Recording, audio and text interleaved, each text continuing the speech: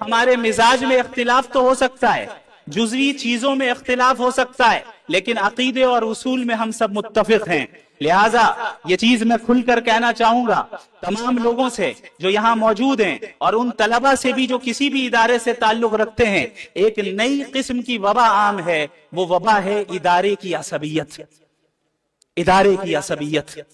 और उस असबियत की बुनियाद में भी, उस असबियत की बुनियाद पर हमारे दरमियान इंतशार हो रहा है। मैं यहां पर चाहता हूं कि हम सब इस बात का ऐलान करें कि हम और आप एक हैं, हम मुख्तलिफ नहीं हैं। हम ये ना देखें कौन नदवी है, कौन कासमी है, कौन मज़ाहिरी है, बल्कि इस बात का ऐलान करें कि हम नदवी कासमी असबियत की दीवार को आज ही मुनहदिम करते हैं। नदवा और देवबंद एक ही है, नदवा और देवबंद का मकसद एक ही है। वो मकसद अल्लाह के दीन की हिफाजत और उसकी इशाअत है। तरीक़े कार में इख्तिलाफ हो सकता है, जुज़ियात में इख्तिलाफ हो सकता है, और ये इस उम्मत की खूबी है, इसे तस्लीम करना है। डिबेट से तकरीबन 3-4 घंटे के बाद मेरे पास एक फोन आया, और ये फोन था दारुल देवबंद के उस्ताज, मेरे मोहसिन उस्ताज हजरत मौलाना मुजीबुल्लाह गोंडवी साहब का, दामत बरकातुहू। वो मुझे बेटा बेटा कहकर मुखातिब करते हैं, हर एक को करते हैं, माशाअल्लाह उनका एक खास अंदाज है। तो वो मुझे मुबारकबाद देने लगे। मैंने कहा हजरत आप जो कुछ भी देख रहे हैं इसका मुकम्मल क्रेडिट आपको जाता है। वो कहने लगे कि कैसे? मैंने कहा इसलिए कि शरअ कायद मैंने आपसे पढ़ी और ये हकीकत है। आपने अक्सर मुझे सुना होगा कि जब भी मैं निसाब पे बात करता हूं तो शरअ अकायद का एडवर्टाइज जरूर करता हूं, और शायद इमाम तफ्ताजानी रहिमहुल्लाह को उस वक्त यह अंदाजा न होगा कि 1000 साल के बाद कोई शख्स इस किताब के ताल्लुक से इतनी गुफ्तगू कर रहा होगा कि मुफ्ती तारिक मसूद साहब के पॉडकास्ट से लेकर यहां तक हर मौके पर शरअ अकायद। मुफ्ती शमाइल साहब ने डिबेट में जो दलाइल दिए हैं, मुफ्ती शमाइल साहब ने शरअ अकायद नहीं पढ़ी, लेकिन दलाइल सारे वही के थे। ये इसलिए आपको बता रहा हूं कि असबाब के दर्जे में चीजें आपके पास मुहैया हैं। भाई फिर गुफ्तगू करना मुश्किल हो जाएगा। असबाब, हाँ बैठ जाए बैठ जाए बैठ जाए।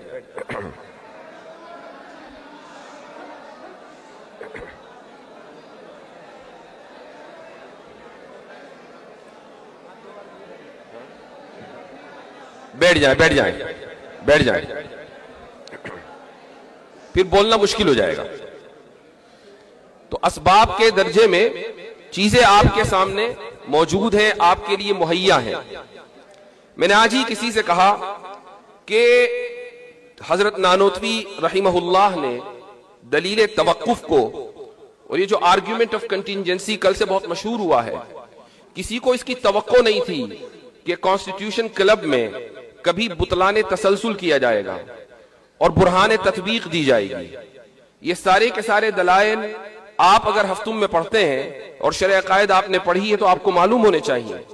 लेकिन हमने वो दौर भी देखा है कि जब इन दलाइल को, बल्कि आप तो उस दौर से गुजर रहे हैं कि जबकि इन दलाइल को इसलिए पढ़ा जाता है कि इम्तिहान में नंबर अच्छे आले हैं।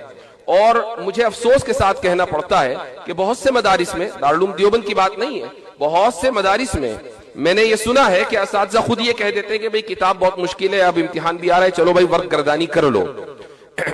तो अगर कल हमने एक ऐसी डिबेट में के सामने एक मुल्हिद था, मुल्हिदों का बहुत बड़ा चेहरा था, और ऑडियंस में जेएनयू के प्रोफेसर और कहां के लोग ये सब मौजूद थे, और वहां दलील तवक्कुफ के, जिसको हजरत नानोतवी रहिमहुल्लाह ने तकरीर दिल वजीर में लिख दिया, यानी आर्ग्यूमेंट ऑफ कंटिजेंसी, वो मुफ्ती शमाइल साहब पेश कर रहे थे, और बुतलाने तसलसल वो मुफ्ती शमाइल साहब पेश कर रहे थे।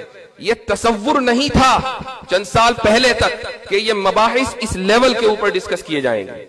लेकिन अल्हम्दुलिल्लाह ये हमारे मदारिस का जो निसाब है ये इतना मजबूत है कि सिर्फ इसको लिसाने कौम चाहिए।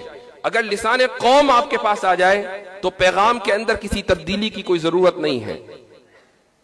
तो सबसे पहली बात तो यह है कि असातिज़ा का एतमाद। इस मौके पर एक बात मुझे याद आई और मैं तहदीस नेमत के तौर पर कहना चाहूंगा।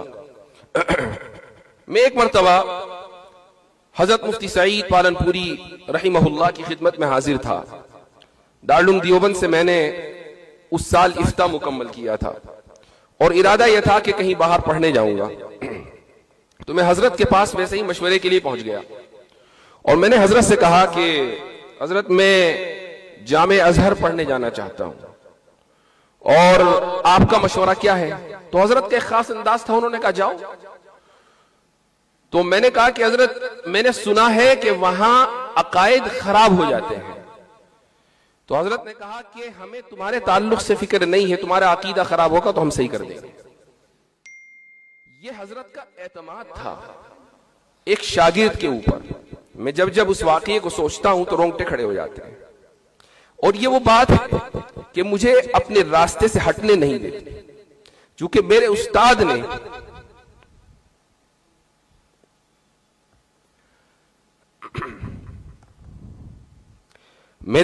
ने जो एतमाद मुझ पे किया था, उस एतमाद की लाज रखनी बहुत जरूरी है और इंशाअल्लाह मैं लाज रखूंगा।